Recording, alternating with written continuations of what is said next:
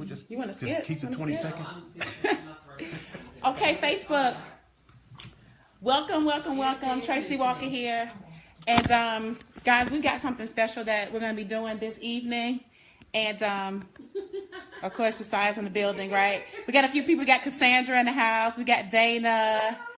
We got Miss Jerry. We got Dion in the building, right? And that's right. And we've got the magnificent charts, right? This is our money on this chart, guys, all right? So what we're going to do tonight is I'm going to set you up over here. Hey, Brian. Hey, Alicia. And Alicia, I'll take a look at your stuff, okay, by the way. We'll work it out, okay? I do care. We'll work it out, but let's get through this first, all right? Please get as much information from this as you can. So I'm going to set this up a little bit so you can see what we're doing, all right? And we're live in Atlanta. We're going to do a little net pips and chill.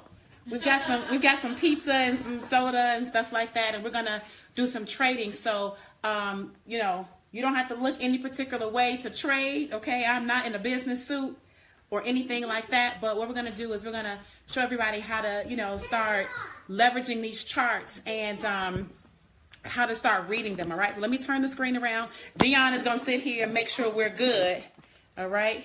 Right, Brother Dion? Moderator. That's right. Okay, guys. Jeremy said, hey, he hates he's not in the building. Tag. All right. Let's tag you in it.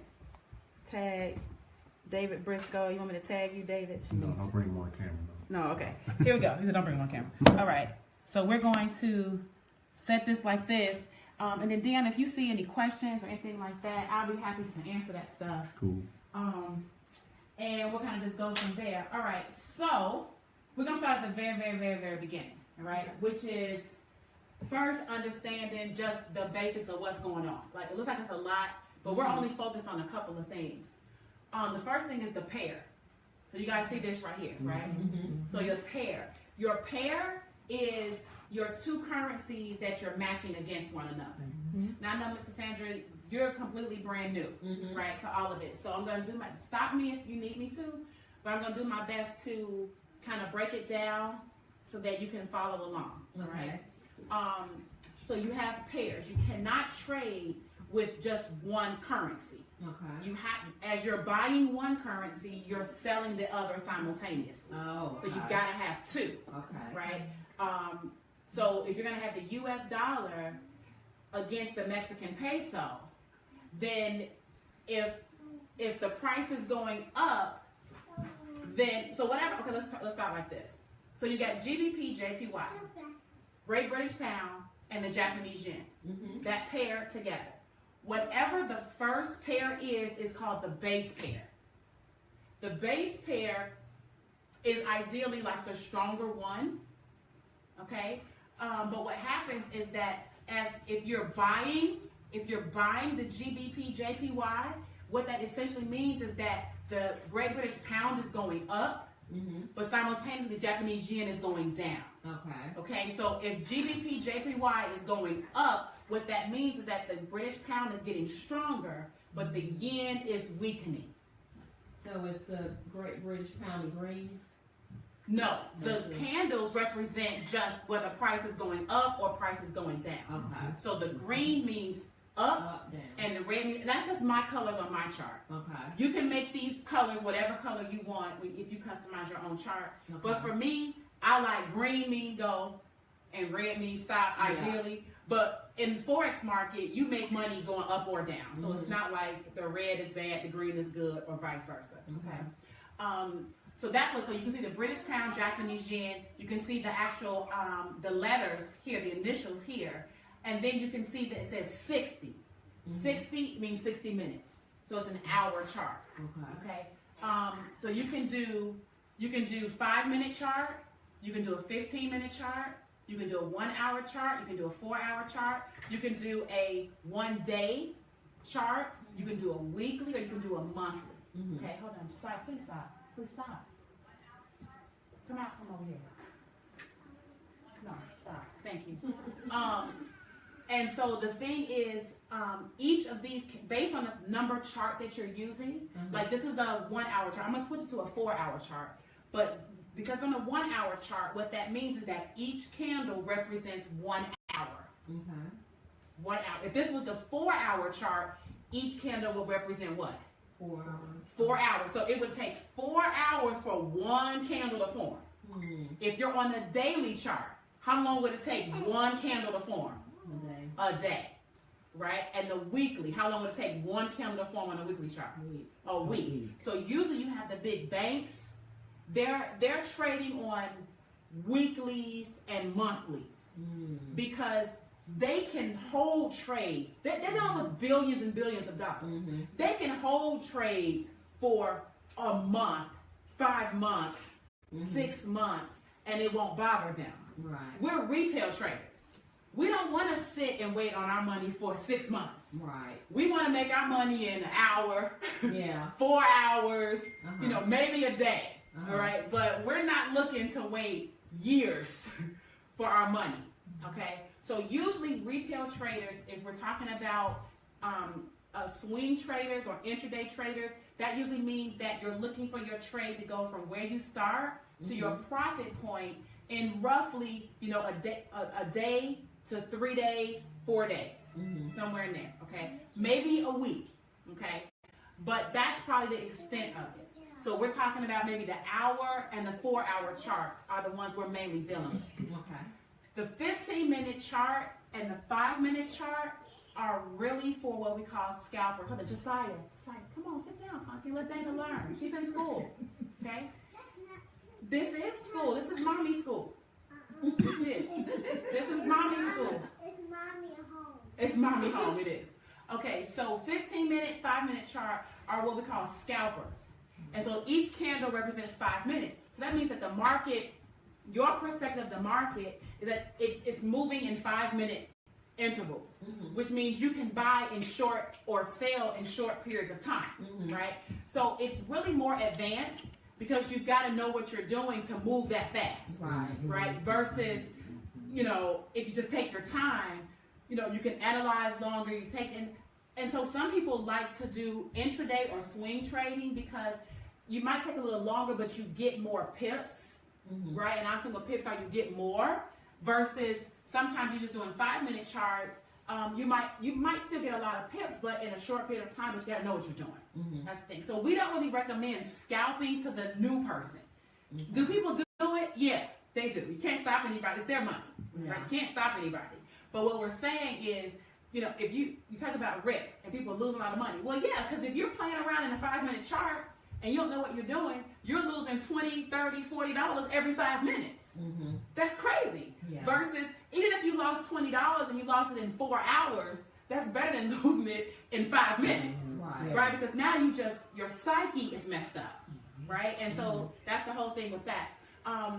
So we understand the pairs, we understand the time period, right? And then you understand that these are called candles, right? So that's all that is candles. And candles represent where price is. So if you look at the current price right now, see this dotted line across? So we're in this candle right here, right? It's 8:07. So this candle just started at 8 o'clock. And that candle won't finish doing what it's doing until 9 o'clock. Okay. An hour. Because it's an hour. Okay. And so these are the prices over here. Okay, so that's the price that the GPB, JPY, we call it GJ for short. This is the price that GJ is at the current time, which is 148.272. Okay, and that's going to constantly change. Pips. Pips is the measurement of our money and what we're doing. So one example that I like to give is if you think about a football field, right? When you're playing football, how is football measured on the field? Yards, right? Everybody knows that you got to take the ball 10 yards, right? Usually it's first down, 10 yards, 10 yards, 10 yards, all the way down to the end zone, right? So it's 100 yards. Nobody cares how many feet are in a yard. Nobody cares how many inches are in a yard. All we know is the ball needs to move by yards, okay? Nobody knows the measurements of that. Same thing with pips, okay? Pips is just the movement of the money, right? It's pips, PIP. PIP, price interest point, is what it stands for. Price interest point, PIP, pips. So a pip is essentially like 1/100th of a penny. That's what it represents, like 1/100th of a penny. Okay. So what happens is these numbers represent a certain number of pips. Okay. And if you go from, let's say, 148.40 to 148.60, that's 20 pips. From 0.40 to 0.60, that's 20 pips. Okay. You then multiply 20 pips by how much money you waged or you leveraged in that particular trade. So if you only did, I'm going to do a 10-cent trade, and it went 20 pips, then you multiply 10 cents times 20 pips. And what would that give you? $2. So you would have made $2. Okay, simple as that. If you would have wagered $1 and the price went 20 pips, you would have made $20. Same move. If you would have wagered $10 and it went 20 pips, you would have made $200. Do you see what I'm saying? So it's not about the mindset of what we're doing is that most people are used to working more to make more. You work more hours, you get more money. Okay? What we're trying to teach people is that it's not about working more. The same 20 pips can grow based on the size of your account. So your whole goal is to not trade more. Your goal is to build up your account steadily, so that you can start leveraging higher dollar amounts against your trades, right? So you might start off with 10 cents because you're learning. If you lost 40 pips with 10-cent trade and that was $4, would you lose any sleep at night? No. Right? But the same person who doesn't know what they're doing might have wagered $10 for the same 40 pips. Yeah. Now they lost $400, and now they're having a hissy fit, right? So it's not about the trade, it's about the money that you leverage. And if you don't know what you're doing, then doesn't it make more sense to start with lower, what we call them lot sizes? Lot sizes. A 10-cent trade is better as for a new person than a $10 trade, right? But people only think in terms of, oh man, if it goes up 40 pips and I put $10, I could make $400 real quick. Right. They don't consider the adverse effect, which is if it drops the other way, or if it drops before it goes up. The market doesn't always just go straight your direction. Sometimes it might go up. See this little thing right here? It's called a wick. See that? So what this means is that this price came down all the way to here first, then it pushed all the way back up, right? It came back up here, then it came all the way back down and finished right there. Right? So all the wick represents is that at some point in time, see now look at this. Remember it was a thick body at first. It's going up. Right? Well, it's going down. Oh, it's going down. Right? So remember it was all the way up here, right? The body of it, the thickness was all the way up there. And see how it's getting, and then price kept pushing down. So it's where price was. Okay? And now this is where price is. And it could continue to come all the way down. It could do a lot of different things, and it could come back up. Okay? But the point I'm trying to make is that you could be in a sale, right? And this would have come all the way down here, right? And then it would have turned around, it would push back up first off, right? Then it would have came over here and went up. Right? Now, while it went up, you may have lost some pips because you were in a sale. And going up is in a buy. So while it's going up, your account is negative. But that's okay if you've analyzed it and you still believe that at some point it's going to come back down. Right? That's kind of just how it works. It's like this. When you were trying to get over here and you kind of the GPS gave you the wrong directions, you went out of your way. You went out of your way, but it was okay because you knew you were going to eventually get to where you were trying to get to. So did you potentially burn some gas going the wrong direction? Yes, you did. But you didn't cry over it because it's like, okay, how do I just get to where I'm trying to go? And you're okay with that little bit of gas that was lost to get to where you didn't get straight here. Right. So can your account be negative a little bit? Could you lose a little bit of gas to get to where you want to get to? If at that point, then you recover. Let's say you got here and I gave you all your gas back that you just lost. Then it's really a win-win, right? So when the account goes negative, you're not losing that. It's just negative right now until it turns around and goes back in your direction. And once it goes back in your direction, then you're fine, okay? So you kind of have to learn a little bit about it and how the market moves in order for you to kind of benefit from that. So do we understand at least the basics? Like these are candles, these are wicks, we got the time frames, the pairs, pips. Let's do lot sizes real fast. Hold on. I thought I had a picture of a lot of the thing somewhere. Hold on. Let me think. How about this? How about just write this down? Can you guys just write it down? Okay. So do like a square, what is it, like a line down the middle? Cross. Do it like this. Hold on. Let me see which chair. Let me see yours. So I want it to be like a chart. So you got lot size. Okay, that's fine. So do like this. And then I want to see.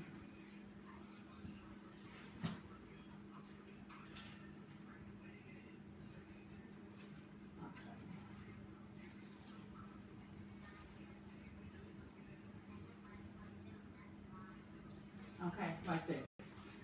Oh, okay. All right. Okay, so then this would be, okay, so just put this right here. And you can number it if you want to. So there's 4 different types of lot sizes, but we're only going to deal with 3 for the sake of it. You don't have to write this one down. There is something called a nano, like a nanosecond, a nano lot, but you really can't trade. They don't really let you trade in nano lots, but there is a such. So we're going to start with a micro, okay? I found something on the internet. You did? Yeah, I don't know if you want to pull Let me it see. up. That's exactly what you're talking about. Yep, that's exactly what we're getting ready to do. That's what we're getting ready to do. Is it on like a website? All I did was put lot size chart forms. Let's just do that. That's easy. Because I don't have time to be trying to find it all in my little stuff, okay? Lot size chart Forex.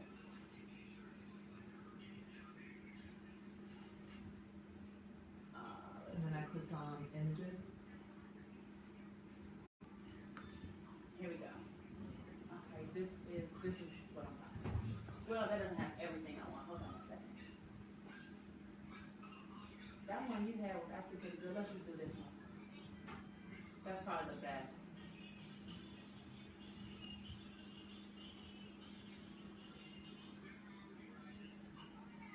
Okay, can you see that? Yeah. Okay. Can I see micro, mini, standard? And that's it. So we have micro lots, we have mini lots, and we have standard lots. So what a micro lot is, it's the smallest unit that we're probably going to use, okay? And when you're trading, it's represented as 0.01. Micro is 0.01, okay? In dollars and cents, that 0.01 represents 10 cents. Okay, so I want you to put that next to it. So you have micro lot here, put 0.01, and then put 10 cents.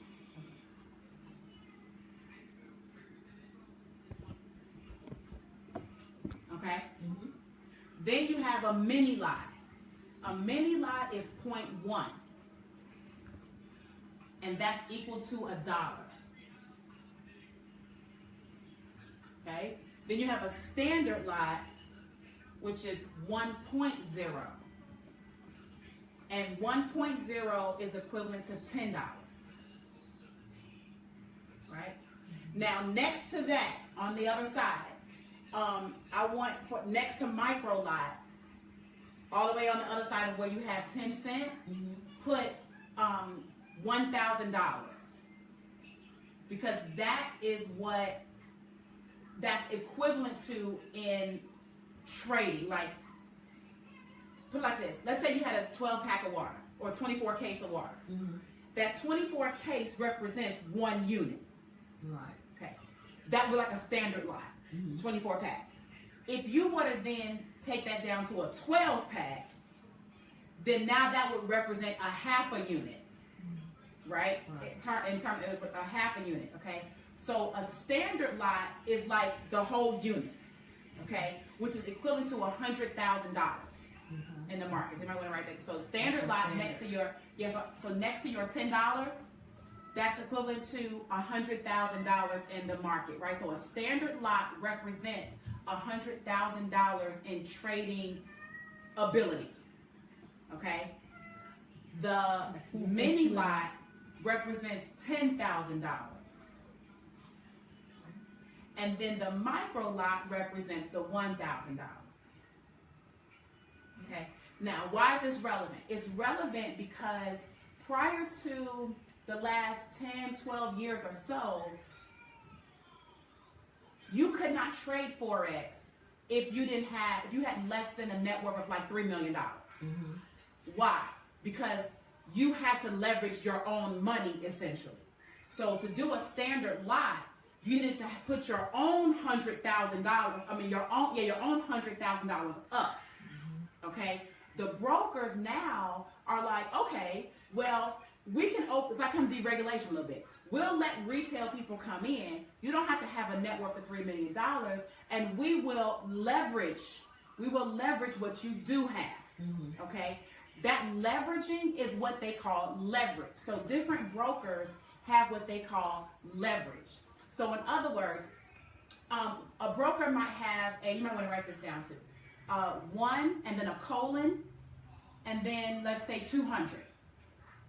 1 colon 200, right? Or 1 colon 500.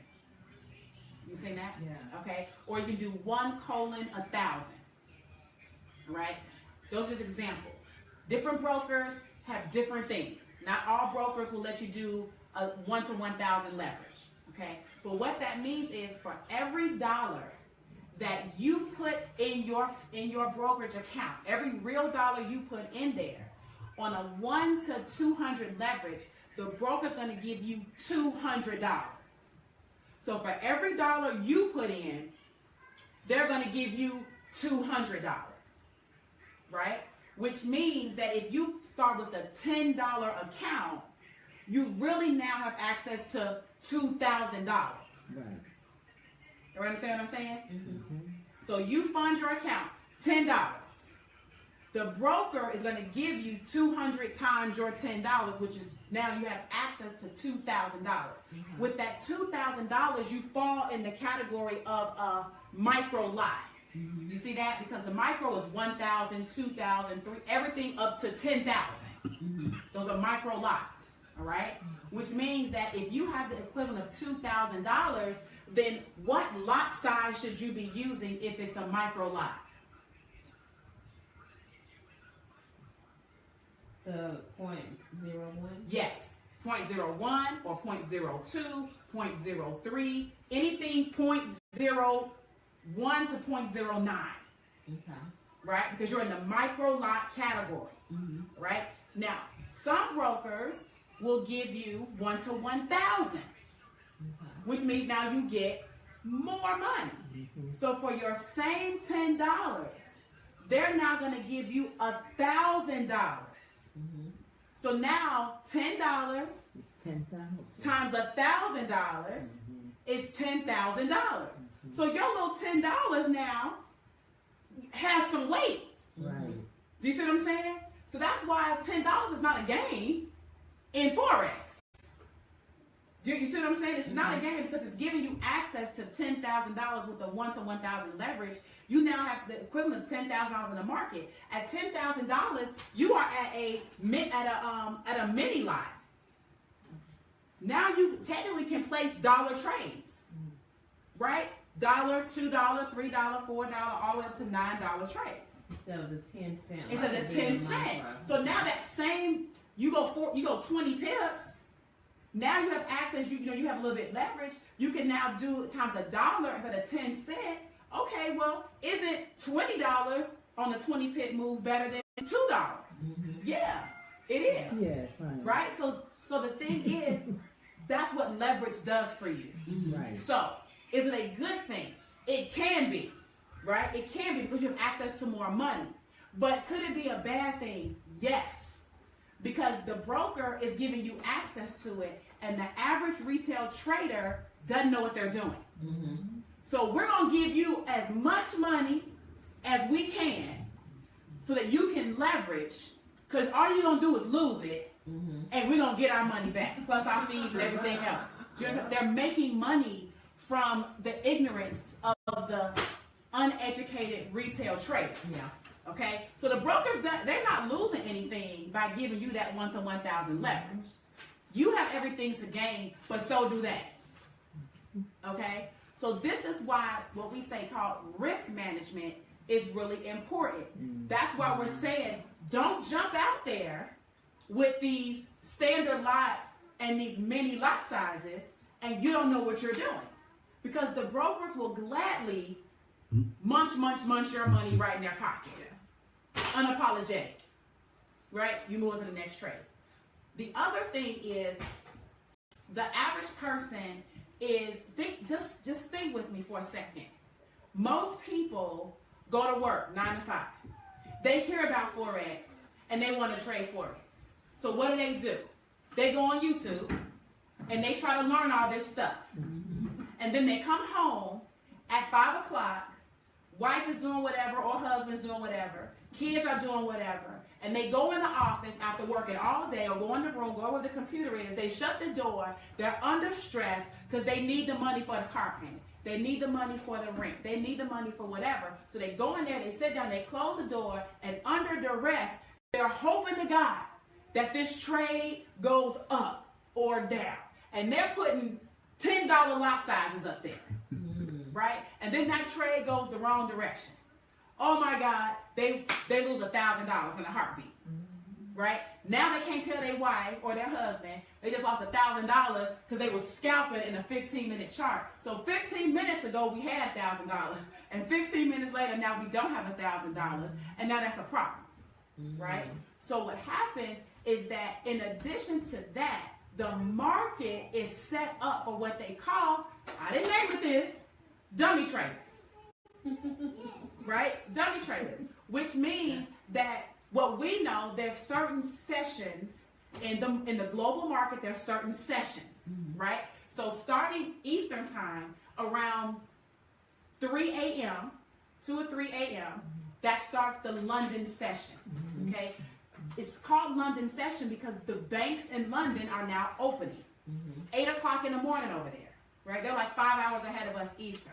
So we just went up an hour. So they're really more like 4 hours ahead of us now, right? So really about 4 in the morning here is 8 in the morning there. Their banks open. The European banks are the largest banks in the world.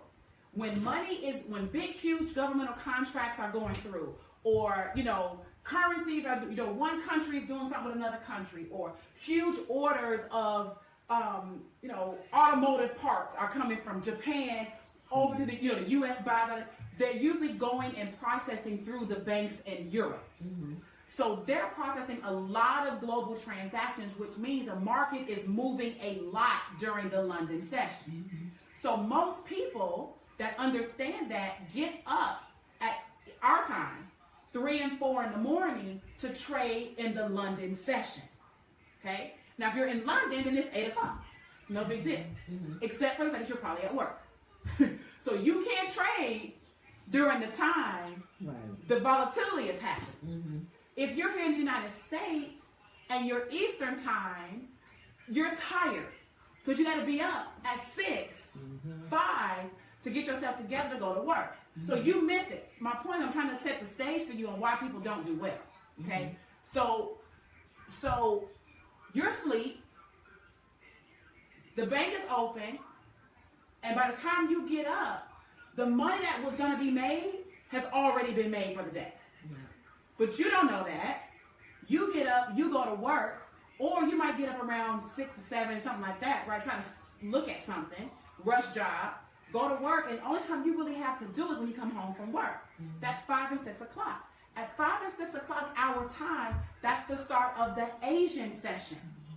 The Asian session is like snails. There's nothing going on in the Asian session. Not really, right? The most of the moves are made in the London. Could you make some money in Asian? Yeah, but it's not like you getting ready to like change your life during the Asian session. Okay? So what happens is you're coming home, you're stressed, you're making all these moves, and nothing is even happening. So now you're stressed even more. And then you go to sleep, and then you set a trade, and then boom, London session kicks back in, and while you're asleep, your trade spikes up or spikes down, hopefully in the direction that you choose. If it doesn't, you wake up to a loss. Or you wake up to a profit, right? All right, so that's one of the problems right there, that people are working from 9 to 5. And 9 to 5, the money's already been made from 3 in the morning to 8. Right. So unless you're getting up, you missed it. Thus the phrase, the early bird gets the worm. Right? Now, I always wonder why my mom used to say that. Like, what early bird? Like, I knew it wasn't literal, but I'm trying to figure out what's so great about getting up early. The difference in getting up early to me and the difference in getting up at 9 or 10 o'clock was no difference. Right? But when you're applying that to the financial markets, there's a huge difference in you getting up at 3 in the morning versus you getting up at 8 in the morning. Right. Okay? Now, 8 in the morning is the U.S. session. All right? So it's 3 main sessions. It's the Asian session, it's the London session, then it's the U.S. session. And it just keeps cycling back like that. Right? So 3 or 4 in the morning is London. That kicks in all the way up to about 8 o'clock our time. Then there's what's called the London-U.S. overlap. So the London banks are still open, and our banks are opening up too. So during those few hours that before the London banks close, our banks are still open. It's called an overlap. That's still volatility in that too. Okay. Then the London banks close. The U.S. banks are open till 5 o'clock, which we all know, right? Then those banks close. Then there's the Asian session. Then there's the Asian overlap, right? And there's virtually nothing happening there, right? And then the Asian session goes all the way back until 3 in the morning again, okay? So the ideal session is London. I see. So sacrifices need to be made just from understanding that that's where the money is, okay? So we'll see if we can find some stuff tonight. We probably can find some stuff, right? If not, we won't worry about it. But the point I want to make to you is you got to be willing to get up, right? So like for me, I get my son to bed, right? And bath, we got to cut out stuff for international night. We're doing this training tonight. I'm doing presentation. And I still have to get up at 3 in the morning. I just went to bed at 12, right? Why? Because if I don't get up at 3 or 4 in the morning, no point me trying to trade at 3 o'clock in the afternoon, right? The banks are closed. The U.S., what are your bank people, when you go to the bank at 3 o'clock, what are they doing? Nothing. Chilling. Just like anybody at any job after lunchtime, you're not worried about nothing. All the orders that matter, the corporate orders, have been processed at the beginning of the morning. Right. So even if you did early U.S. session, 8, 9, like up to about 11 o'clock prior to lunchtime, then you're still okay. So you will usually have people that trade London and London U.S. overlap till about 11. So anywhere between 3 or 4 a.m. to 11 a.m. Eastern time is the ideal session. After that, things kind of slow down or they're rocky. You don't really know. Okay? Everybody understand that? Yes. Does that make sense? Yes. Any questions on that? Any questions on Facebook, Dion? Everybody good? Y'all good on Facebook? We still got some people watching? Or did we bore them down? We got 25 people. Okay. Is this making sense, Facebook? Y'all understand it? We got some love, got some hearts. Okay, type a yes so Dion can see. He said yes too. I know you want some loving. Watch like all these people over here. Okay. So everybody understand the basis of what we're doing. Okay? Like I said, this is a business. Okay? And why there's Forex is because there's transactions going on across the world that is designed for the banks designed for hedge funds, designed for major institutions, but there's a segment called retail trading, which is us. And we can snatch little bits and pieces out of the market. We're not affecting them. Okay? We're not affecting them. You can make $2 million today. And it won't put it will not affect anything that they won't even miss that. Why? Because we're talking about 5.3 trillion a day. That so that's chunk change. So your little $10, they don't look. They're not losing no sleep over your $10. Okay, that's you. That's you losing sleep over that. Your 100, your 1,000, your 10,000, right. your 100,000. It matters not to them. Okay, so the key to this is understanding how the game is played. If you're gonna play on the field with a bunch of offensive linemen, you better know how to either run or get in that hole. Right. Okay, and get away, or else you will get clobbered, and they live to clobber you. They're in the locker room psyching themselves up. They can't wait to break your arm. So that's what's going on. Okay. So what I want to do, I want to show you the foundation of it. Okay, like in basketball, foundation is what are the main things you got to do in basketball? Fundamentals. Yeah, fundamentals. What's the main things you got to do? Dribble. What else? Shoot. And what else? Throw it. Pass. Right. Right. Okay. That's it. If you practice dribbling, passing, and shooting, and you get really good at those things, you can go to the NBA. It's not about the fancy stuff. Could you alley-oop? Yeah. That's just a fancy what? Pass. Still a pass. Right? Could you go between the legs? Yes. But that's just fancy what? Dribbling. Right. Right? Shooting. Could you shoot from way over there? Yes, you could. But it's still a form of shooting. You have to know these fundamentals before you start getting fancy. Okay? And if you just focus on that, we'll be okay. Get fancy, then, some folks like to get real. I don't like fancy. I like money in my account. Especially at my level. Like, I'm not like a master trader yet. Right? I plan to be one day. But I understand enough to consistently be able to add money to my account. Do I lose sometimes? Yes. Right? But winning more times than losing. That's the name of any game. I mean, if you have a football team that has an undefeated season, that's great. But more likely than not, they're going to lose some games, and they could still win the Super Bowl. Right? So it's not about being perfect. It's not about in school, you got to get all A's. So that's part of our thing, too. Like, we grew up in an environment where you get a -7 and a circle. Right? Versus a +20. It matters. Because you're focused on, oh man, I missed 7. Versus, hey, I got 20 right. Right? So we focus on what we lose more than celebrate what we win. And so the problem is that people get too bogged down in the trade that they lost when they just won 15 in a row. Right? So that's the key to that. Your goal is to win more than you lose, but you got to be okay with losing. Everybody understand that? Yes. You got to be okay with losing. If you have a problem losing, this is not going to be for you, because in baseball, you don't only need 3 out of 10 to be in the Hall of Fame. You bat a 300, that's 3 out of 10, right? In school, 30% is a what?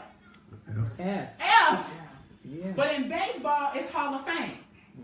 And they make millions and millions and millions off an F that they taught you in school.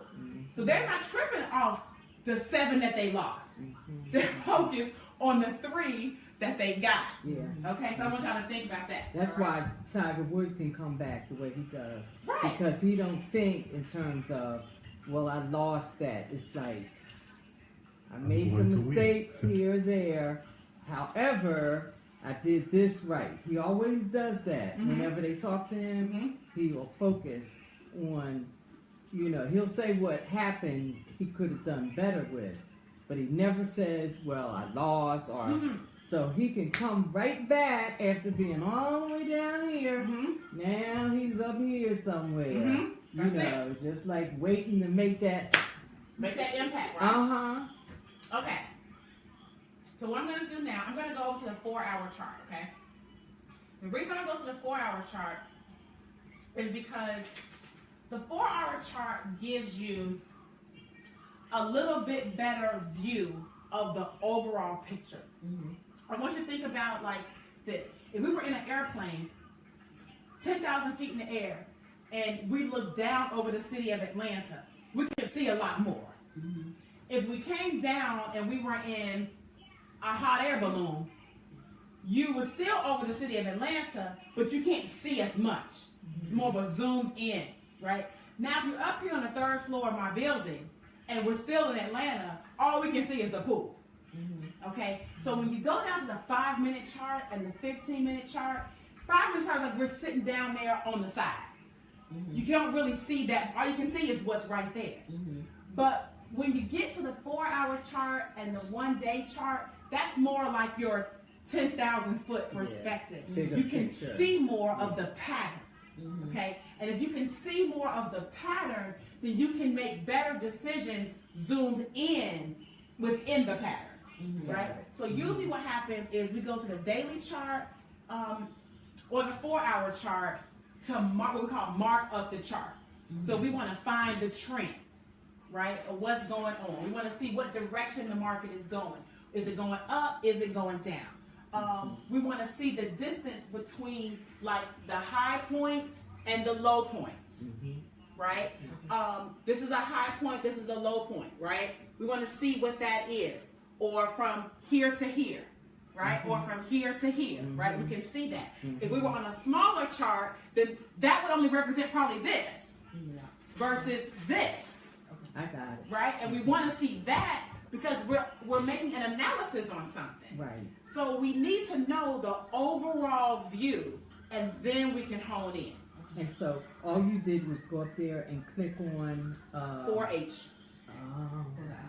And it changes it. So now all these candles represent what? 4 hours. Each candle represents 4 hours. So you can see down here, this is, you can see the date, right? This is February the 28th, right here. And this is right now, right? So I can see all the way back 2 months, right? 2 months. So this is what GJ did in 2 months, right? Now, just looking from here to here, what's the overall trend? What overall direction is the market going in for that pair over the last 2 months? Yeah. So, I mean, yeah, so. Yeah, it's going on. Oh, well, no, Okay. sell is down, is only Well, down. just tell me the direction. Tell me the direction. Is it going up or is it going down? Okay, up. Okay, what do you say? I have no idea.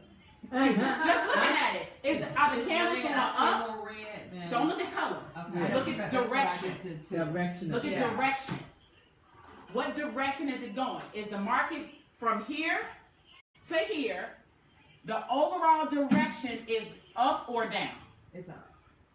Who said that? You said It's up. Okay, up. what do you Yeah, say, Sandra? he's asking. She's asking her.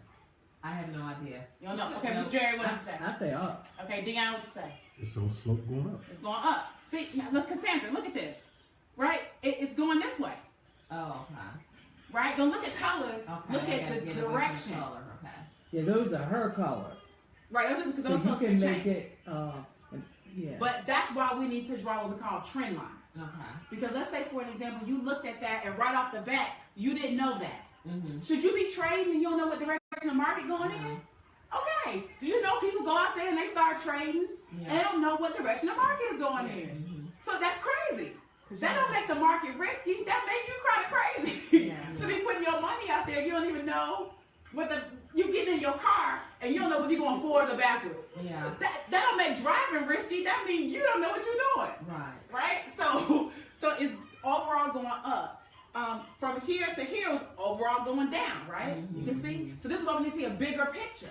Overall, what was it doing? Now, if I took a snapshot in time, boom, what was that doing? From here to here, what's the market doing? Up. If I did here, what's the market doing? Down. Right? So it depends on where you're looking.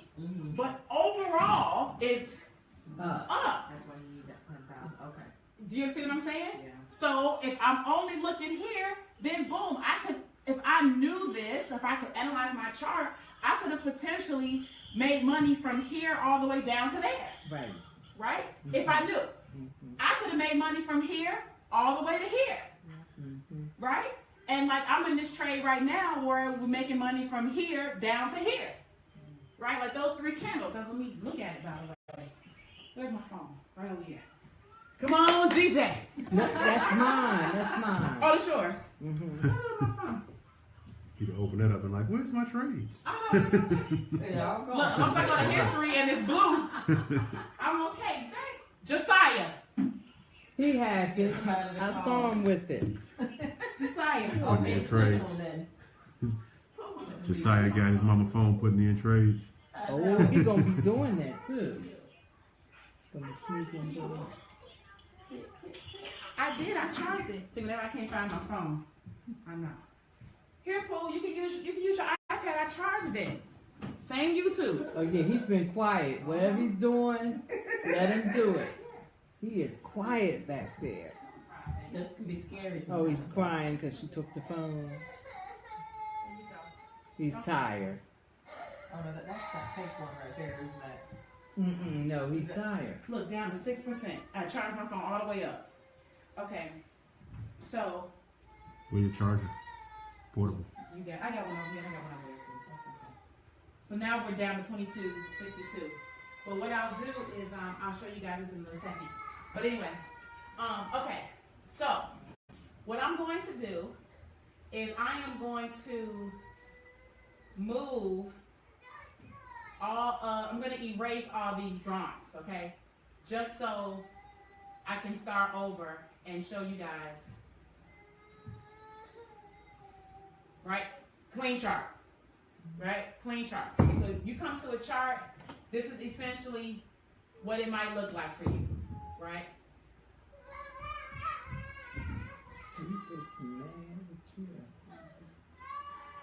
Okay. So now, D, don't. Leave it alone. Okay. He cried about this phone, but this is my phone. Yeah. Okay? You have an iPad. Use your iPad. Okay. So we can see that from here to here, this was a downtrend. Right? Somebody could have analyzed it and they could have rolled this thing all the way. Now, if they did that, this was February, right, to March. That's a month.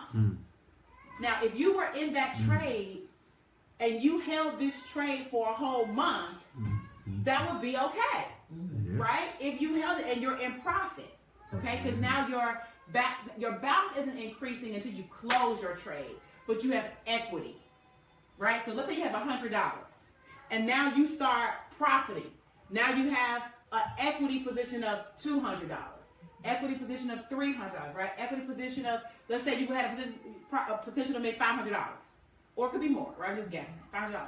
Well, you could have a $100 balance, but you could have equity of $500, and then when you close your trade, you would have $500. Okay, so that's what holding the trade will do for you.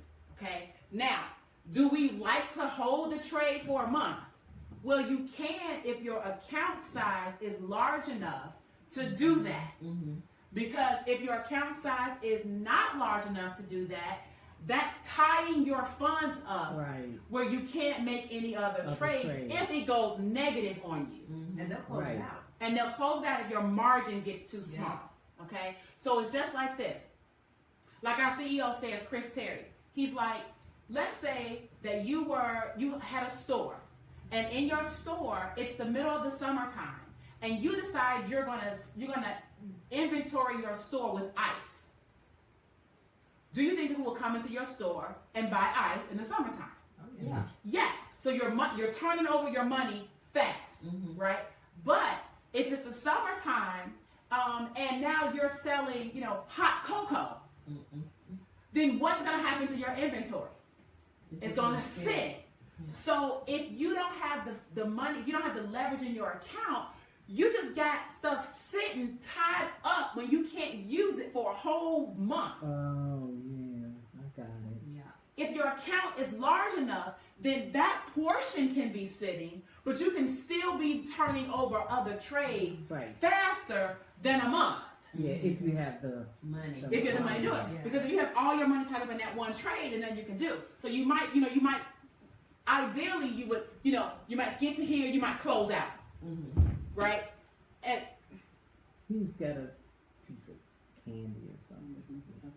okay. Get to here, you might close out. Then you can see you kind of consolidated and went up. Then you could have got back in. Got back in, came down here, close out. Right? So find bits and pieces where you can get in and out until your account grows into a size that you can live with. Right? Now, I'm not saying your account not big enough. I'm just saying just be mindful that if you have a smaller account, you don't want to tie all of your funds up in inventory that's not being turned over. That's not good money management. Yeah, you don't have to do that. Yeah, I right? get it. All for the sake of hoping that happened. Because when the market's right here, you don't know it's going to do that necessarily. So you don't want to tie your funds up, okay? But generally, we can see that for this period of time, the market was doing what? Going up. Then it did what? Down. And now overall it's doing what? It's Going back up again. Yes, cool. Yes, you can have some. Are you done crying? You already had it. Oh, no, you should have said nothing. You shouldn't even reference that. Oh, sorry. But that's okay. Okay. Yes, Miss Jerry. You're learning. Yes, Miss Jerry.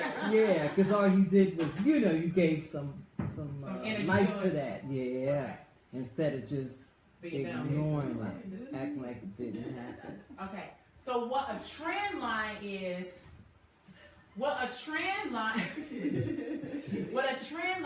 it helps us to see the trend. Okay. Gotcha. So you already said it went up, it went down, it went up, but we want to verify that. In other words, there's something called confirmations. Okay. We want to confirm that.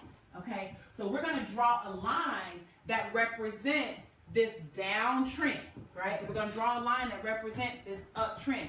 When you are when you are drawing downtrends, you draw your line on this side, like the right side. Okay, this is like the top, this is like the bottom. Okay, so when you're going down, you draw your line on the right side of the candles. All right. When you're drawing an uptrend, you're drawing them underneath your candles. So in other words, it's the candle should be sitting on, right, going up, and on top, it's like they should be trying to break through. Okay, that makes sense. Yeah. And so rule of thumb is 1, 2, go straight through. So what that means is you're going to take a straight line and you want to touch it on the wick, like this top wick right here. And you want to come down and touch a second wick. The minute that you can find a line that touches 2 wicks, then just draw the line straight through. It doesn't have to touch 3 and 4. If it does, great. That's better. But 1, 2, go straight through. Y'all got it? Say 1, 2. 1, 2. Go straight through. Go straight through. Okay? Because people they're always trying to touch every single point. And, they spend 4 hours trying to touch every single point when really, if you have 2 touches, it's a valid trend line. Okay? 2 touches is valid. So I'm going to draw the trend line. So please put this paper in the trash. Thank you. Okay. So I'm going to come over here, grab my trend line, and I'm going to... My scissors. I can do something like this. I'm talking about my scissors. Now, there is more than one way to skin a cat. Okay? So do you guys see how that's 1, 2, go straight through like that? John asked, what % do you tend to risk? It depends on your account size, John. How deep But your ideally, 1 to 3%. You don't want to risk more than between 1 to 3% of your account. I think he was asking for somebody else, but still to answer that question though. Okay. Why? Y'all got that 1 to 3%. So if you have $1,000 in your account, and the max you're technically gonna do is 3%, how much are you going to risk on any one trade? Off $1,000? Of $1,000. Account 3% of 1,000. 0.03? No. Dollars and cents. You got $1,000 was 3% of $1,000. 30. 30. Yeah. So that means on yes, cool. You don't want it? So now you're just wasting my gum. So $30, right? 3%. So anywhere between $10 and $30 is the most you're willing to risk. Why? Because if you completely lose your trade, the most you could lose is how much? $30. And on a $1,000 account, would you lose sleep over that? No. And that's what you want. You want to be able to sleep at night. I got it. You understand what I'm saying? If you're going to risk 10% of your account, then don't get mad if you lose $100 on one trade and you got 3 trades going. Right? If the goal is you get better at least is 1 to 3%. Yes. I know she's fine. She's everything, but just let her be. So you guys understand what I'm saying? So 1 to 3%. So now if you're going to do $30, then let's talk about this. If $30 is the most that you're willing to risk, and then should you be doing standard lot sizes? No. Because $30 on a standard is 3 pips. Maybe like 300, wouldn't it? If you went backwards, you would have $10 per pip. And if you're only risking $30, then you can only go backwards 3 pips. 3 times 10. Right, and that would be it. And you would be done. Right. And I'm telling you right now, 3 pips. It's going to happen immediately. That's like, as soon as you in football, like, Yeah, 3. I mean, you ain't even give yourself a chance. Right. But I mean, when they hike the ball, the line of scrimmage is not where the ball is, right? The ball is here. The ball on a 10, but the quarterback is back here. So when they hike the ball is already behind the line of scrimmage, right, Deanna? When they hike it, yeah. When they hike the ball, right? So the ball's on the 10. Right. The quarterback can't be standing right on the 10 with the guy hiking the ball. So the quarterback is back here. I don't know how many feet, how many yards. Especially on a shotgun, that's 5 yards. 5 yards easy, right? So he's already negative 5 yards because they're trying to go that way. So the ball gets hiked here. The quarterback is already here. When the ball gets here and the quarterback, if he just stands here and catches it, he's 5 yards back. If he has to go backwards in it, back some more, he's 10. He's 20, right? Whatever. And then he has to throw or pass or something. So that's the same thing with this.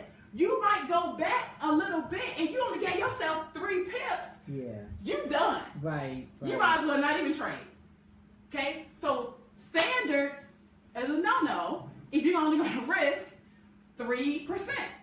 Okay? So that means you need to go down at least to what? Maybe $1, maybe a mini lot, right? At least the mini lot gives you 30 pips, right? Because now you're $1 times the pips, and you're only doing $30. You might go back 30 pips. Is it possible that you could possibly win a trade and it not go 30 pips backwards?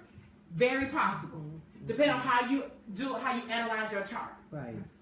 Okay? Very possible. If you did 10 cents, oh my goodness, now you got 300 pips. You can go back, right? Which, if you're going back 300 pips, you're doing something wrong. Oh yeah, you're messing up real bad. You're missing out. Like you didn't go back to the the drawing board. Okay.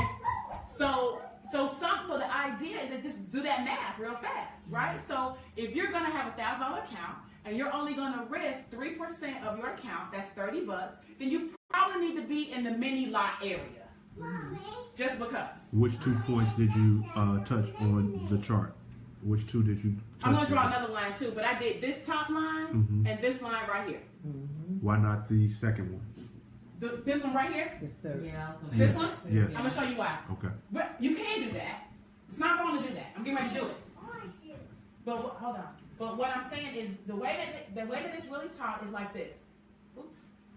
Right. So let's say you start your line, right? I'm gonna start my line up here because this is where the first point is, right? And they say bring your line out and you come down until you hit the first point. Okay. Okay. Boom. That's the first one right there. Right? Yeah, okay. I got it. Okay? Now, I could still very well come back. I could still come back to here and then I could come down like this, right? The next point. They're both okay because it depends on the timing of the market, right? If I'm doing this trade and it's only, the market's only right here, this candle hadn't even formed yet, right? It didn't even happen yet. Hindsight 2020, right? Pretend like the time hasn't happened yet. We're just right here. So if we're only right here, then the next point is right here. That's it. But if I'm today, oh, well now this point exists. So now I can see that, all right? So essentially, that's a little off right there. I'll fix it. But essentially, you get the point of what I'm saying, right? 1, 2, go straight through. 1, 2, go straight through. Okay? So now we can see this is a downtrend right there. If it was confusing before, it should be crystal clear right now. Right. Because all the candles are on this side of the line. Now, when the candles start going on that side of the line, that's an indication. That's what we call a trend line break, which starts to indicate that the trend may be starting to reverse. Because in a downtrend, it's going to keep hitting this, coming down. Hit this, come down. Hit this, come down. Hit this, come down. If it breaks, now we're saying, wait a minute, we might be getting ready to go for an uptrend. Okay. Right? So it's called a trend line break. All right? Hold on. What you want? Orange juice? Lemonade. First, you said orange juice. He just, he know he's just gonna get whatever he want right now. Right, yeah, because he's, right. That's what this is about. He's gonna milk it up. I'm completely aware of your game, just so you know. All right? But guess what? You know how. Lemonade. First of all, lemonade. He was like, well, Mom, first of all. Yeah, you know where he gets that from. I was about to say, you must do that. Those teachers. No, at school. Like, No, at he gets school? it from, the Okay. teachers. That's how they talk to them. like they're like little adults. Yeah. Like I don't give him because his communication is so advanced. You know, to be 3 people have asked me like, I want to see him like he's 3. I'm like, what? 3. He won't even be 4 until June. Wow. Get down. Talks really Here. well. That's because that's what he hears. And I never spoke to. No. You're gonna take this cup and you're gonna sit down. Yeah. Here. Get off my wall. Thank you. Go sit down. Alrighty. You better No, come you're not see going Miss in there. Jerry. Bring that over here. Let me see what you got in there. Sorry, Facebook. Okay. You can decide we're trying to try it sometime. Yeah, don't call the people on her. She's all right. She's a good mother. See, Okay. you have to see. So we understand that. 20. Yeah. Good in Okay. there. You put a T up there. Now I'm gonna erase this line right here for the sake of it And then because see where it this says line 18, is not relevant anymore, put an R. right? Because we broke this line from over here. You see that? We broke this line. So I'm gonna take that line away. So this line is like the most important line. And which site are you on? You got Traders View, Traders Way, JAFX. Which one do you actually use when you're charting? I'm on tradingview.com. Tradingview.com. Do you need an account for that? No, it's free. Okay. You go to Tradingview.com. TradingView. You can create an account, but it's a free account. Okay. So, can I ask a quick question? Yeah. So once you do your analysis, then do you go onto your phone, Mm-hmm. and then that's where you place the trade? Correct. Oh. But you can also do analysis on your phone. Like when you get better at making the analysis on the computer, it's the same skill. It's just on the phone, but the phone is just smaller. Right. Yeah. So when I'm up at London session, trust me, I'm not getting up coming to the computer. I'm laying in the bed. He's asleep. I'm laying in the bed like this, drawing lines on my. Oh, that's how I do it on my phone. Yeah. Okay. Mhm. Right. And how long do you do that when you start at 3? Well- Until you see the trend, you know the trend is gonna change or? Well, you just see. This is how it looks on my phone. This is that same pair, but right. So here's a line. Here, I mean, I'll show you. There's some other stuff you can turn to the side, right? So it's easier to see it. But I'm drawing these lines on my phone, so I can still see them. And the thing is, once you draw the line, you don't have to always keep drawing the line. right? Like it stays Until you here. erase it, or Yeah, let's I delete erase it or whatever. It stays. Now, sometimes my software it updated the other day and it took away all my settings. So I had to go back in there and put all my colors back in and everything in my lines. But Did you get same it? thing with TradingView. When you go on TradingView, Yeah. you create a free account with TradingView.com. Once you draw your Pull it up on line, my phone. when I go back to this pair, it's gonna still be there. Okay. All right, so you don't have to keep redrawing your pair over and over and over. So that's one trend line, for example, right? But that trend line was broken, wasn't it? Yes. Right? Okay, so that trend line is not valid anymore. You guys understand that? Because it broke it. We're going in a different direction now, Okay. right? So now we're going up, right, Josiah? I'll get it. I'll get it. Keep going. It's okay. I'll get it. Go sit down. How many times today, Josiah? We'll sit right here. This is why I said you don't drink in the living room, didn't I? Where do you drink and eat at? Over there, right? Why are you over here with the cup? And which pair are we looking at? You better watch yourself. Do you understand me? Oh, Don't start being hard. You know the rules. GJ. You don't eat and drink in the living room, do you? Where do you eat and drink, Josiah? Get over here and sit down then if you're going to eat and drink.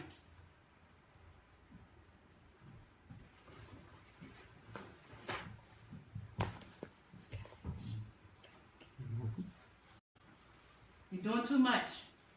So can I? What do I have to do? Sit Join? down. Hold on. Whose code is this? Oh, mine. Yours, Miss Sharon? Okay, hold on. Let me just put it right here. Can I? Is this a app? I'll tell you This is again. just You a understand? That's just site Next on the step. internet. But there is an app. You can download the app. Okay. Now, I'm going to give you a But little that's- bit I more just went to juice, the and I site. suggest you sit down But like if and you stop playing. say you open another window and you put tradingview.com in there, at the top it'll ask you if you want to download the app. I just X'd it out. Okay. Wait. Slight intermission, people. You know we at home, so we know how it go.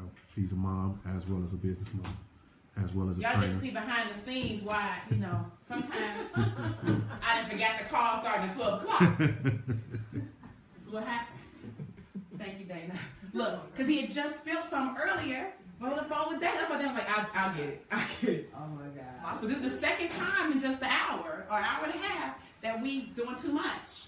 Yeah, he didn't really want it. He probably just wanted to. Right, just trying to get my attention. Be careful. Say, leave Dana's phone alone. Get over here. Go get your iPad. Get your iPad. If you don't want your iPad, that's fine too.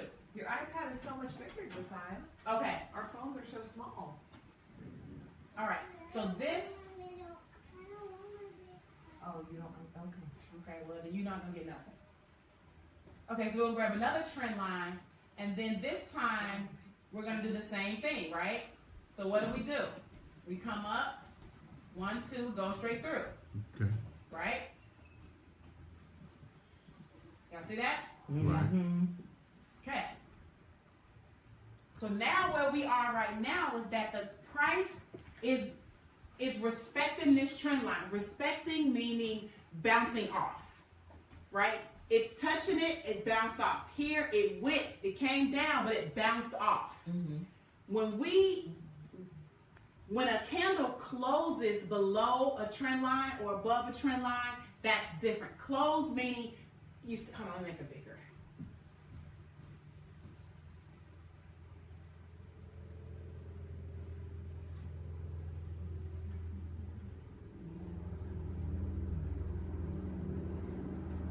Close meaning,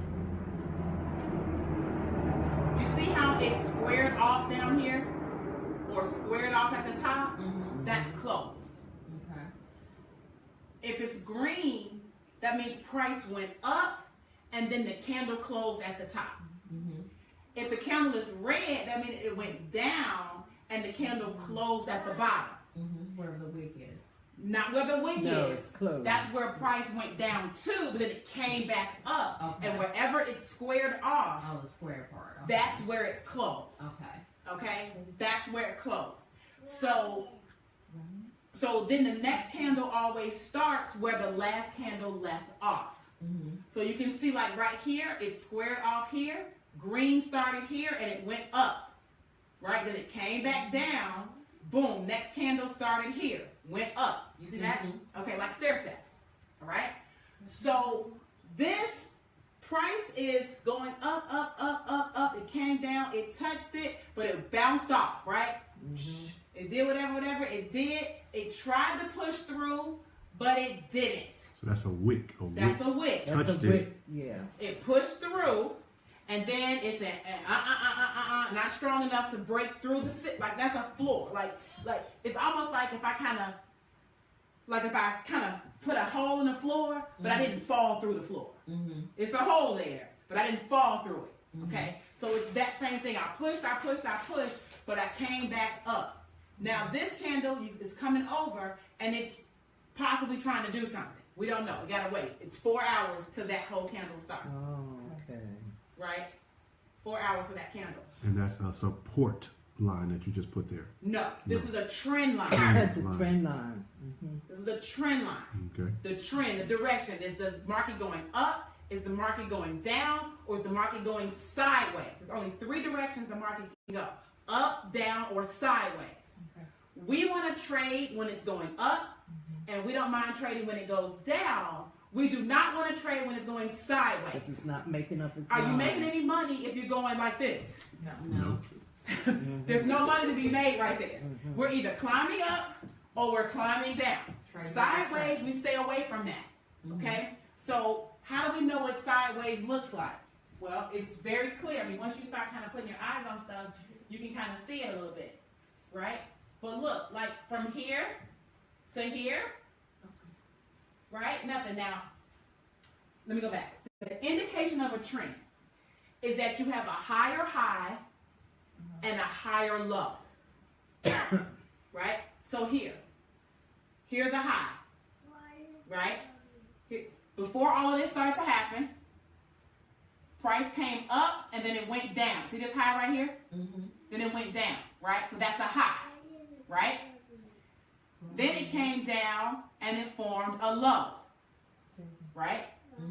Now the next high over here is higher than that high, isn't it? Yeah. So it's a higher high.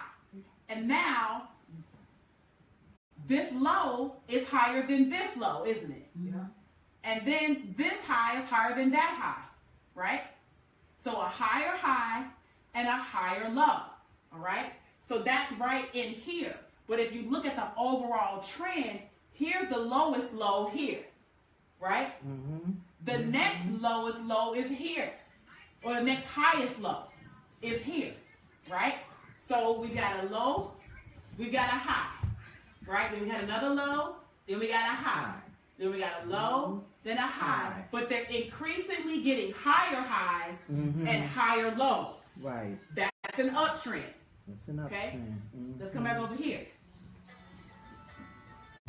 Is he using my phone to call me?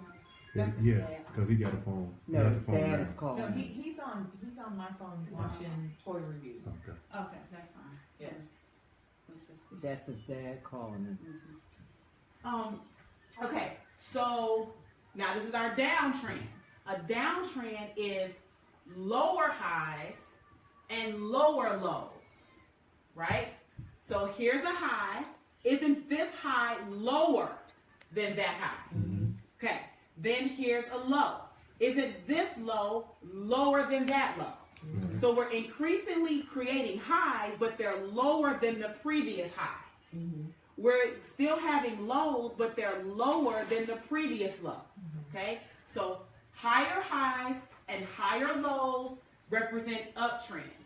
Lower highs and lower lows going down, down, down represent a downtrend, right? So this is why here we saw this trend line break, because it came down here. It may have created a lower high, right? But did it create a lower low? No. Here's a low. Was the next low lower than that low? It's higher. No. Made of heat. So it's no longer a downtrend. It has to be a lower high and a lower low. Lower high than that. Lower low. Lower high. Lower low. This is the low. The next low was not below that low. Okay. On top of the fact that then it now broke a trend line, which helped us to see that. Right? And then we started doing what? Higher highs, higher lows again. Right? So all the market is doing is either going like this, coming down, going up, coming down, or sideways in between. Does that make sense? Mm-hmm. Everybody got it? Mm-hmm. Okay. Are you starting to see this chart a little differently Janet. than before? Yeah. Yeah. Janet asked if I can get a better view of the screen. Who said that? Janet. Janet who? Janet Not Janet Green. Janet Green. Said she should know that. She should know that That's screen. right, Janet.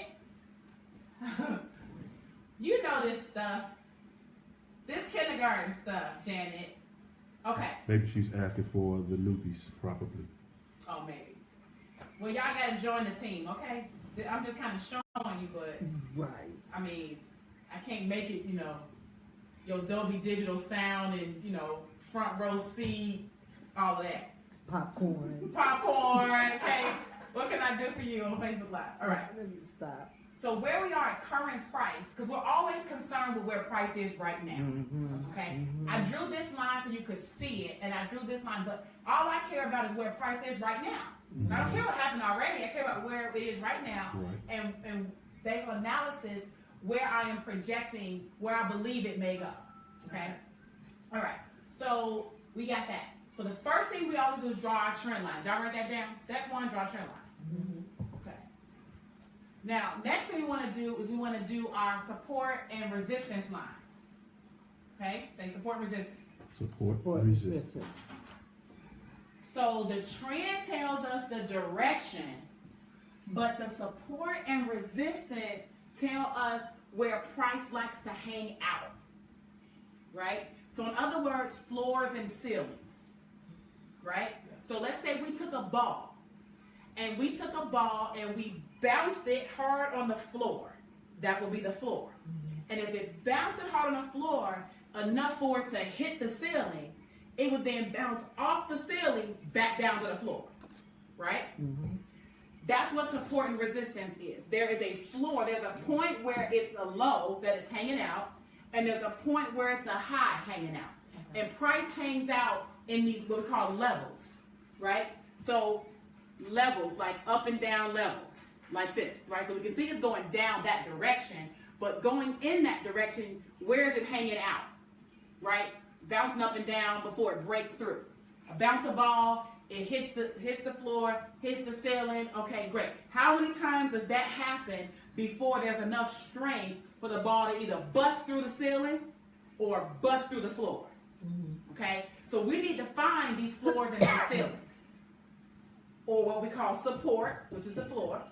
Resistance is the ceiling. So the support is going to be at the bottom, and our resistance is going to be resisting at the top. All right. So one of the best ways that we do that, we find the levels, is using what we call Fibonacci. Everybody say Fibonacci. Fibonacci. You can study Fibonacci on your own. How do you spell that? F-I-B. Just call it the field. Just call it the field. The field chart. Field lines. We call them the Field fields. lines. If you go in and you study Oren Wright, you'll learn Fibonacci. What is it on Orange? Oren, study Oren Wright on IMLTV. W-R-I-G-H-T. O-R-E-N. O-R-E-N or A-M? Ian? Ian. Okay. Okay. So what we're looking to do is we're looking to find the level between the most recent low and the most recent high. Okay? And to give us the levels. So based on this, the most recent low was over here, right? Everybody agree? Yes. This is the lowest point from where price is right now. This is the lowest point. Okay. And from where price is right now, this is the highest point. So we want the Fibonacci is going to take the level from here to here, and it's going to give us these levels in between.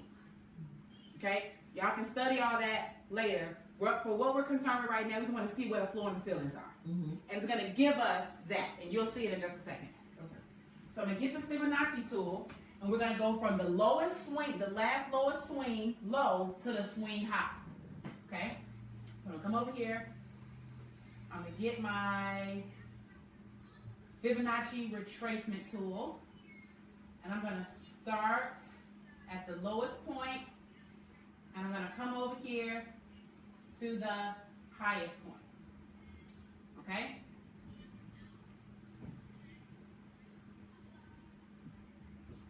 So this line, all I did was, now you see this purple line across here?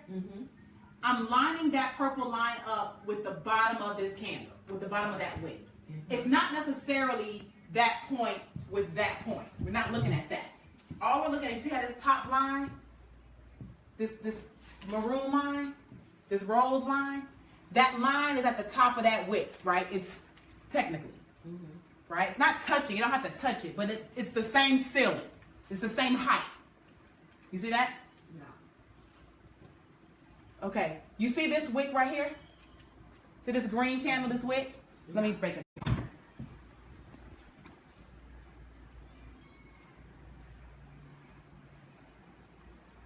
Let's see, I got a close-up for y'all. One of y'all owe me a slice of pizza. You see this wick right here? Yes. Okay, you see the top of it, right? If you're going to take a straight line and draw it across the top of that wick, wouldn't this line be in alignment with that straight line? Yeah. That's all we're looking to do. Okay, so the top of that, if it were a T on the top, that T would still meet this line over here. Okay, I mean, you can draw it closer. It's not a big deal, but I just want to show you that it doesn't have to touch is my point. The point is just looking for the level. Right, if you did like that, it might make it a little easier. It's brand new seeing it. Okay. Right, I need this line to touch the top of that. And I need this line to touch the bottom of that. Because the bottom of that wick is the floor. That's the furthest low it's ever gone. And then this is the highest it's ever gone. So this line creates my ceiling, and this line creates my floor. You see that? Okay. Then it has these lines in between. You see that? On the colors. See the colors? Yeah. The maroon, the yellow, the green, the turquoise, the blue, the gray. You see that? Those are called levels. Fibonacci retracement levels. Let me scoot this over. Okay. And these are percentages over here. See, this is 0.786. This is 61.8. That candles anyway. This is 50%. This is 38%. This is 23%. So what this is measuring is it's saying that from here to here, right? If price were to come all the way back down here, it would have retraced 100%, wouldn't it? If this is the starting point and this is the top, if it came all the way back down to this same floor, it would have come back down 100%, right? If it were to come back down to here, this is 78%. So the distance between here and here, this is 78% difference, a distance, okay? Here is 61.8% distance. This is 50%, right? So between here and here, this is the midway point. It's just, it's just making it easy for you to see, like, where's halfway? So halfway between here and here is 50%, okay?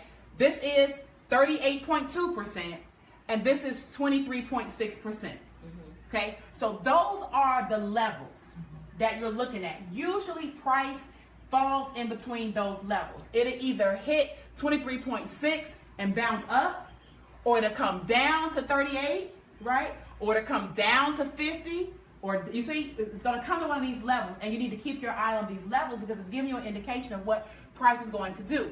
Generally what happens sometimes is, like they say, if price comes way below the 50%, comes all the way down to like 61.8, sometimes it could be indication of a reversal. Why? Because it was going up and it's come down 50% back down, almost all the way back, right? So if it's almost all the way back, you might be getting ready to turn around and go the other way. Yeah. Right? Versus you're just kind of dipping and going up, right? So this is what's going on. So now what I like to do is you start at your lowest, you go to your highest, and then what I do is I come over here and I grab a horizontal line, right? And right here at the top, see what this zero? I'll pop a line right there, right? Okay, then I come back to the 23.6 of this red line. See that red line going across? Yeah. Or the rose line? I see it. I'm going to put my line right there. Oh.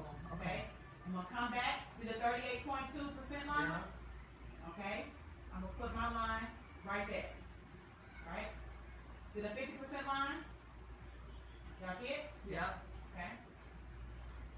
You see what I'm doing, right? Yeah. Yeah. Okay. And you're just marking all your levels. I'm just marking all my levels. You got it.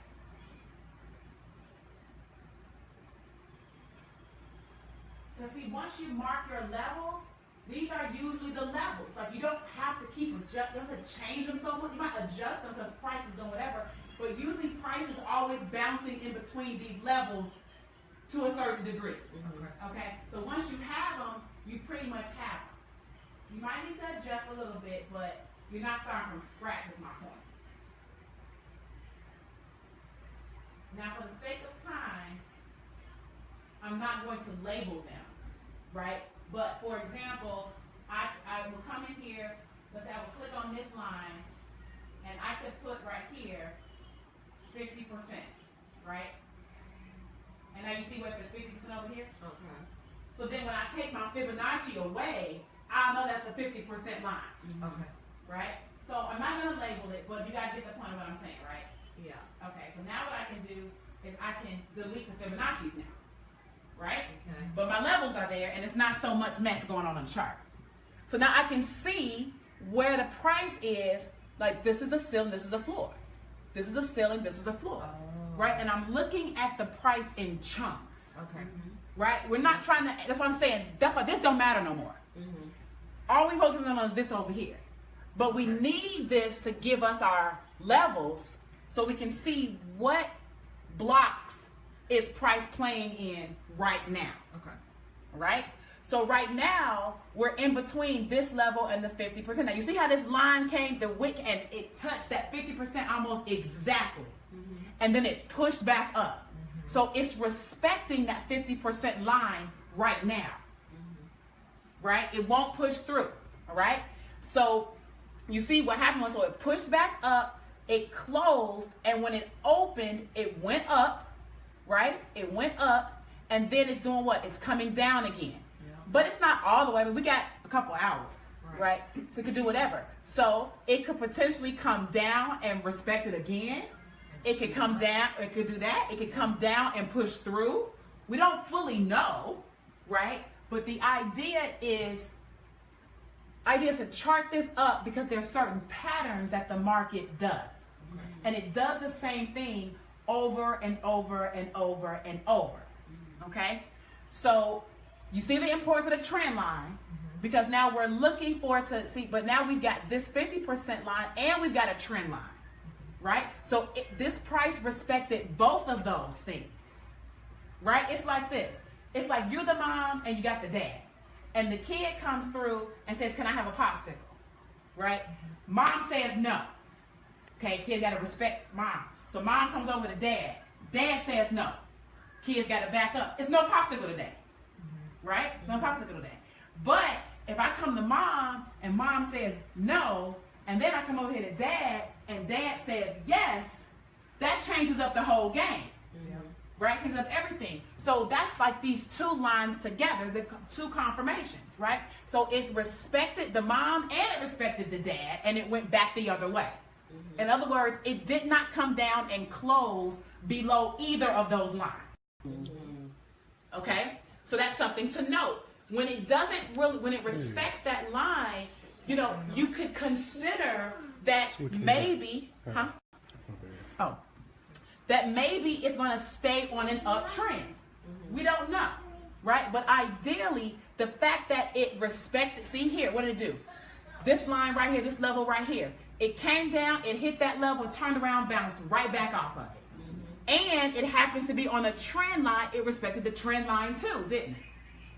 Right? The yellow line is the trend. The white line is the support. It didn't close below either of those lines, did it? So it continued the uptrend. Okay. Right? Down here, same thing. It didn't break through this white line. Right? It went up, it came down, but it still didn't break through the yellow or the white line. Then it just did its thing, did its thing, did its thing, did its thing. Boom, came back down. Nope. Still strong. Came up. Boom. Nope. Still strong. Right? And so like that. So that's the idea. Okay? So y'all got that point? Yeah. Got that point? Sam? You got that point, Ms. Jerry? Okay. Everybody got that point on Facebook? Dan, everybody got that? I guess everybody got it. Nobody saying no, they didn't get it. Okay. Say yes if y'all got it. Amar, we have a teacher right here. Thank you, sir. What you say? He a teacher. Okay, well, good. Do you have it? Do you know? Yes. Okay. Bridget says yep. Colette says yep. Okay. Good. Okay. Y'all like this up close, or can I go sit back down? You know what that answer gonna be. They said yes, so I can go sit back down. No, they're saying yes. They understand. So now, because the market repeats itself, we're looking for something that we call. First, you see how we're building on top of one concept? Okay, it's one concept built on top of another concept. It's not disjointed. They have to be combined because it's giving you the full picture. Okay, so I want you guys to, it seems like it's a lot, but it's building on top. Okay, so now that we understand the importance of these lines, now what we're looking to do, or what we're looking for, is what we call a break and a retest. Say break and retest. Break and retest. Okay, break of what? Break of a support or resistance line. TradingView.com and Andre.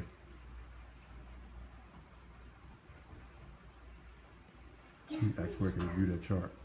It's TradingView.com, and we on BJ, British Pound, Japanese Yen. Yep. This could be step 3. Like step 1 would be draw the trend line.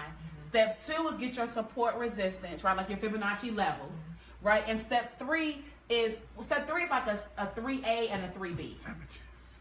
Okay. Because 3A is that we're looking for the break and retest. And then 3B would be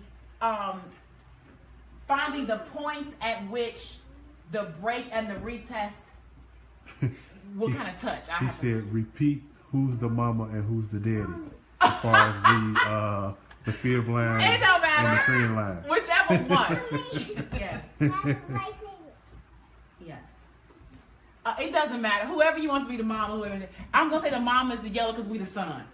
The mama is the We trend give life. line, Okay, we and the give the daddy life. is the Fibonacci line. Okay. You go, not right now. I'm trying to train. I don't want Yeah, that noise. 'cause we got to do Japanese things. Stop. Right, we got things to do. Stop. You want me to stay and help you? Yes. Sweet time. No. I opened up my account, Deanna. Yes. I opened it up and then That's all I you went and get. found that. Okay, awesome. And Josiah, Hey, make sure you that's take what it's all about those tonight. papers. Yeah, I found the chart. You get Oh, done. yeah. that's Jay. what's up. And you see where you Jay. can type in another pair if you want to Josiah. put another. Yes. Okay. Yes. Tracy, you see if that's student. I got it now. That's right, don't be messing with my meditation lady over there. What can't do that? When you eat the candy pumpkin, you get all those silly. You get all those papers I put in the trash. You hear me? Do you hear me? Look at him. He's making his eyes roll up in his head. Oh my gosh. Okay. So what was I saying? Okay, so 2 parts. Okay, so Break this and is retest. so Come on, break step and 3. retest, and within the break and retest, there's areas of where the retest can go to. Okay, the break is easy to see the break, but the retest is a range, right? So for example, see right. Let me move this mouse out the way.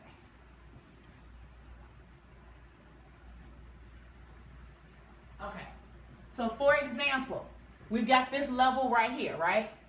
This white line, this level. Price came down and it closed below that line, didn't it? Mm-hmm. So it broke that level, Right. right?